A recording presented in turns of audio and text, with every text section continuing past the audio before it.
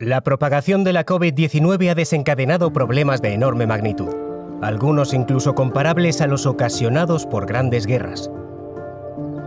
Pero ha tenido una consecuencia positiva. La contaminación del aire ha desaparecido en apenas 2 meses.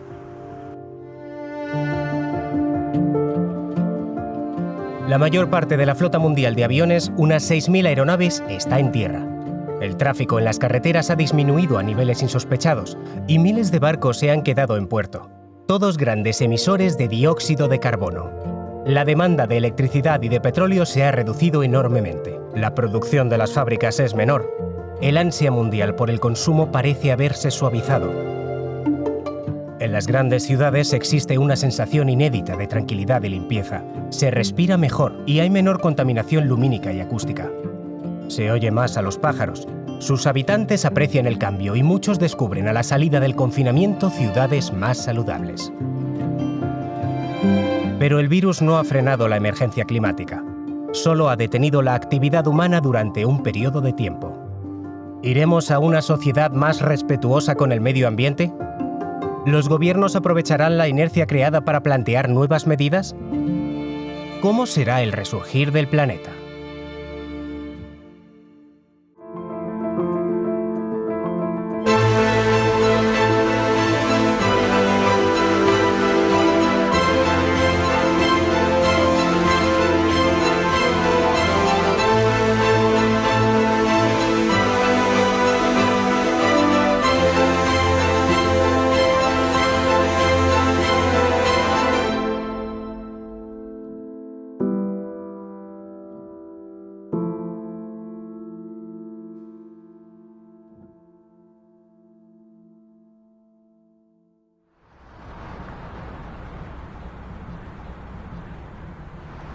Las emisiones contaminantes en la atmósfera han aumentado cada año desde que hay registros y la epidemia de la COVID-19 ha cambiado por primera vez esa tendencia. 2 de los gases de efecto invernadero más peligrosos, el metano y el dióxido de nitrógeno, han experimentado fuertes restricciones en lo que va de año. Las emisiones de dióxido de carbono se habían duplicado en los últimos 40 años. Esta tendencia ha cambiado radicalmente durante estos meses. Las emisiones caen en 2020 un 17% a nivel mundial, debido a que el tráfico por carretera ha disminuido hasta en un 60%. La demanda de petróleo ha caído una 10ª parte y la de electricidad un 6%. Dependiendo de la duración de las medidas de confinamiento en el mundo, se calcula que para todo 2020 las emisiones de CO2 se reducirán entre el 4% o el 7%. En el pico del estado de alarma, España dejó de emitir un 32% de este gas de efecto invernadero. Los índices de contaminación se contienen durante las grandes crisis económicas. Sin embargo, la historia muestra que inmediatamente después, una vez superada una etapa de privación, se rebasan las marcas anteriores. En la crisis financiera de 2009 el CO2 se redujo en un 1,4%, pero en 2010 aumentó más de un 5%, una cifra superior al promedio a largo plazo.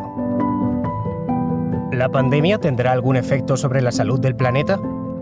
Los grandes dramas del calentamiento de la Tierra, del planeta, no se han resuelto. Porque hayamos estado unos meses parando la economía. No es verdad, es solo un espejismo temporal. La reducción de la contaminación atmosférica local no debe confundirse con la concentración de gases de efecto invernadero global, que tarda muchos años en mitigarse. El beneficio obtenido apenas tendrá efecto a largo plazo. El confinamiento, dicen los expertos, tendría que repetirse cada año varios meses si la intención fuera combatir el cambio climático con este método, porque la reducción de CO2 será del 8% este año. Pero ese 8% es la cantidad que se debería reducir cada año para lograr frenar el calentamiento del planeta. La pandemia ha dado la razón a los investigadores que reclaman que las iniciativas para mitigar el cambio climático deben ir más allá del ámbito productivo o industrial. Las medidas para descarbonizar la economía, transformar las estrategias energéticas o revolucionar la movilidad y el transporte deben ir acompañadas de otras centradas en la cooperación internacional, la salud de la población, la reducción de la pobreza, la alimentación sostenible o el uso racional de los suelos y las aguas. El sistema del clima forma parte de una amplia dimensión social y cultural. Las políticas medioambientales no pueden quedar de lado, no podemos cometer los errores del pasado. Tenemos que ser capaces de generar desarrollo, de generar bienestar para las personas y de generar también competitividad y crecimiento dentro de los límites ambientales. La meta es no sobrepasar los 2 grados en la temperatura promedio del planeta para final de siglo con respecto a la temperatura de la era preindustrial. Para lograrlo, el 75% de la energía mundial debería provenir de los recursos renovables, como el sol o el viento. Los científicos alertan de que este objetivo no se logrará. Los activistas exigen cambios. No solamente es Europa, hay otros países que pueden ser motor de cambio y otros un freno muy importante. Qué duda cabe que el que Estados Unidos, China, Rusia, Brasil, pues no vayan al ritmo que deben ir.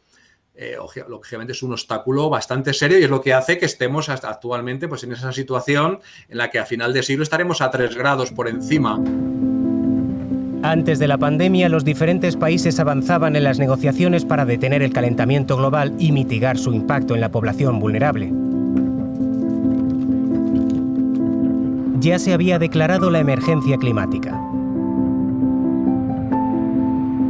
En la Cumbre del Clima de 2019, celebrada en Madrid, se presentaron planes para reducir las emisiones de carbono, principal causa del calentamiento del planeta, y para crear un gran fondo verde que permitiera redistribuir la riqueza y encauzar la ayuda a los países en vías de desarrollo. Aunque con resistencias por parte de algunos países, los científicos tenían esperanza. No se alcanzaron compromisos concretos, pero se vislumbró un cambio. Un cambio tal vez en la actitud desde el punto de vista político. Por ejemplo, en la Unión Europea se habla ahora de una necesidad de volver o de incrementar los esfuerzos de una economía verde. Tal vez esto a lo mejor lo que digo es que han llevado a un cambio de mentalidad y actitud, pero eso habría que verlo. En este momento no se puede decir que la pandemia haya contribuido a solucionar la crisis climática, diría yo. No solamente es un incremento de la temperatura, fenómenos extremos, sino también un cambio global en el sentido de la acción humana. La gran cita donde se iban a fijar ya medidas y compromisos oficiales iba a ser la Cumbre del Clima de Glasgow, la COP26, pero la crisis de la COVID-19 obligó a suspenderla. El impulso de los gobiernos para transformar la sociedad y la economía ha quedado en el aire.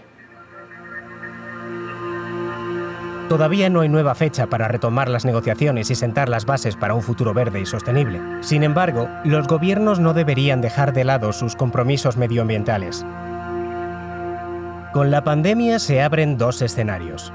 El primero busca transformar el modelo de sociedad actual para mitigar el calentamiento global. Y el segundo mantiene los modelos energéticos que han disparado las temperaturas, aumentando el impacto del cambio climático en los territorios y las poblaciones. Son 2 titanes enfrentados.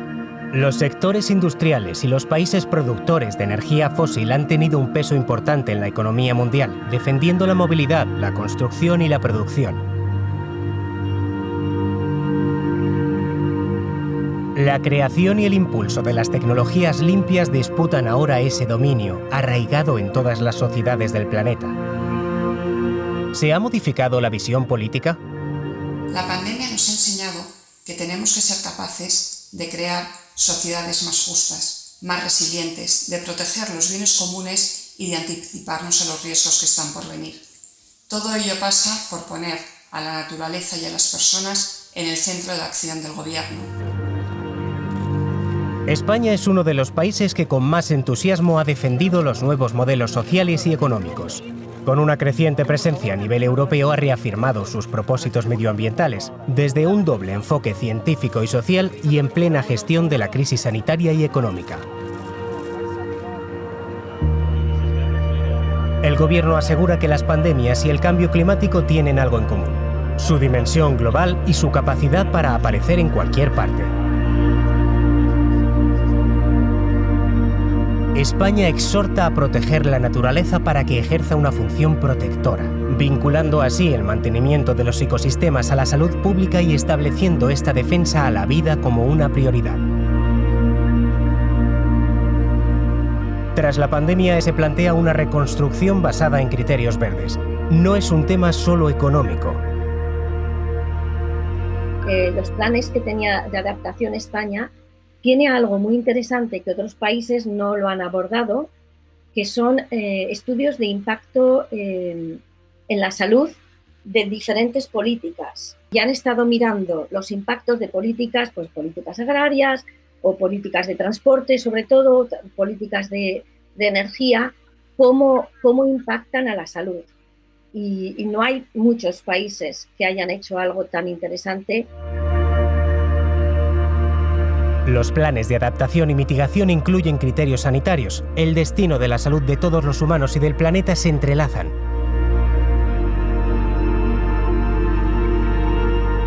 Los científicos y los activistas coinciden en que existe una relación directa entre la destrucción del planeta y la salud de la población.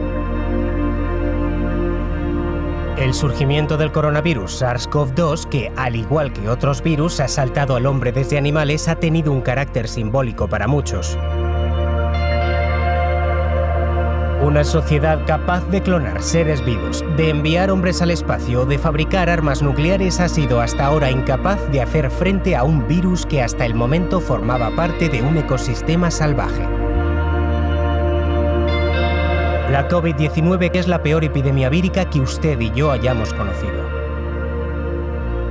Realmente la contaminación es un factor negativo, pero como ya digo, estamos empezando a estudiarlo. Creo que esto no diría es una buena oportunidad porque tiene un coste humano terrible, pero es una llamada de atención que deberíamos utilizar. La destrucción de bosques, el tráfico de especies, la contaminación y el calentamiento global son elementos de un ciclo que se cierra sobre sí mismo para potenciar la letalidad de nuevos agentes infecciosos. Incluso algunos estudios científicos señalan que la contaminación atmosférica de las ciudades podría incrementar la pervivencia de la COVID-19 en el aire de las ciudades y aumentar la gravedad de los síntomas de las infecciones. La aparición de nuevos movimientos de sensibilización climática muestra una creciente preocupación por el futuro del planeta. Our leaders are not behaving as if we were in an emergency. In an emergency, you change your behavior. And without that sense of urgency, how can we, the people, understand that we are facing a real crisis? Right now, we are desperate for any sign of hope. El impacto del cambio climático ya se deja sentir. Pequeños estados insulares en el Pacífico corren el riesgo de desaparecer por completo, mientras en España diferentes informes muestran que el desierto avanza, que hay más olas de calor y que el Mediterráneo tiene una temperatura promedio 1 grado superior. La percepción sobre el problema de la contaminación parece ahora mayor que antes. La ocasión es propicia en cuanto a motivación social. La epidemia del coronavirus ha desatado al mismo tiempo otras urgencias. ¿Colisionará la emergencia climática con la gran crisis económica que ha motivado el virus? ¿Recuperarán los países el ritmo industrial que disparó en el pasado las emisiones de dióxido de carbono y metano? ¿Volveremos a las políticas contaminantes porque son cortoplacistas? Hay riesgos en este sentido, riesgos de que se piense que la descarbonización de la economía era pues un capricho o es más difícil porque estamos en recesión mundial. Pero que tiene que cundir el mensaje de que es todo lo contrario, de que hay que aprovechar los cambios que todos tenemos que hacer y que las energías renovables son energías y están en un marco de transformación generadoras de empleo. En el fondo es un falso dilema pensar que volver a las políticas de uso masivo de energías fósiles nos va a dar más robustez económica. Según el consenso científico, la cuenta atrás medioambiental comenzó hace una década. Para que los efectos del cambio climático sean soportables y no extremos, la humanidad dispone hasta la década de 2030 para tomar medidas contundentes y eficaces.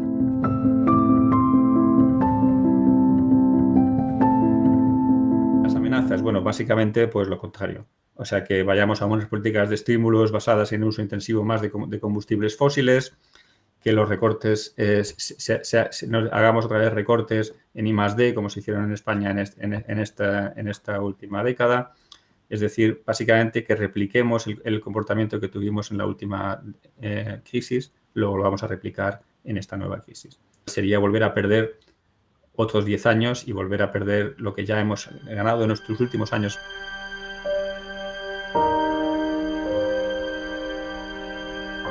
La parálisis que ha propiciado la pandemia ha detenido la cuenta atrás medioambiental. El tiempo está en suspenso. La preocupación se ha desviado hacia la enfermedad. Una enfermedad que deja miles de muertos, daños de una magnitud aún desconocida y una sensación inédita de fragilidad colectiva, de extrema delicadeza y vulnerabilidad, de que no somos tan fuertes, ni siquiera duraderos, y que el planeta tampoco es inmortal.